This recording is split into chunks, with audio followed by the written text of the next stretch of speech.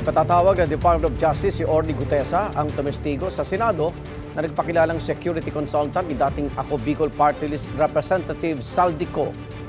Pinabulaan na naman ng DOJ ang pahayag ni Senador Chis Escudero na hindi isinasama sa investigasyon sa flood control project si dating House Speaker Martin Romualdez.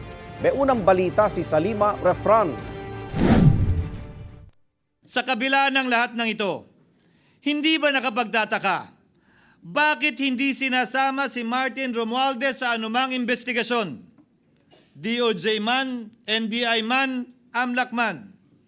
Ang pahayag na yan ni Senator Chis Escudero sa Senado, pinabulaanan ni Justice Secretary Jesus Crispin Remulla. Hindi totoo yun. Kasama siya sa mga tinitingnan natin talaga na meron pananagutan dito. Ano yan? Kaya pag diagram, yung ginagawa namin diagram, it's a complete diagram that we're trying to do to include everybody and what their role was. Wala tayong pagtatakpan, wala tayong itatago rito. Wala.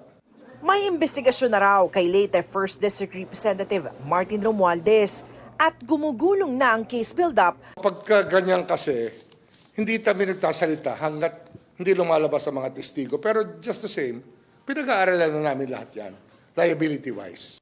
Pangunahin raw dito ang pagtayo noon ni dating Ako Bicol Party List Representative Zaldico bilang chairperson ng makapangyarihang Appropriations Committee sa Kamara.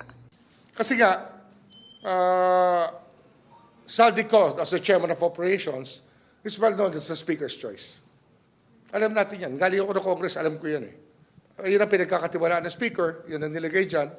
So doon pa lang, alam mo na hindi tama yun nangyari sa pangyayari na lumalabas ngayon.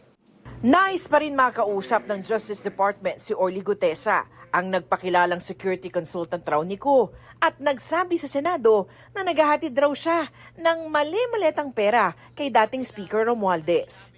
Pero hindi pa alam sa ngayon ng DOJ kung nasan siya. We have no contact. There has been no word from the Senate about Gutesa.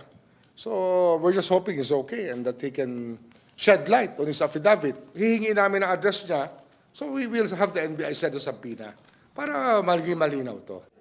Sinusubukan pa ng GMA Integrated News na makuha ang panig ni Romualdez. Pero dati na niyang sinabi na wala siyang kinalaman sa korupsyon sa mga flood control projects. Ito ang unang balita sa Salima Refran para sa GMA Integrated News. Igan, mauna ka sa mga balita, mag-subscribe na sa GMA Integrated News sa YouTube para sa iba't ibang ulat sa ating bansa.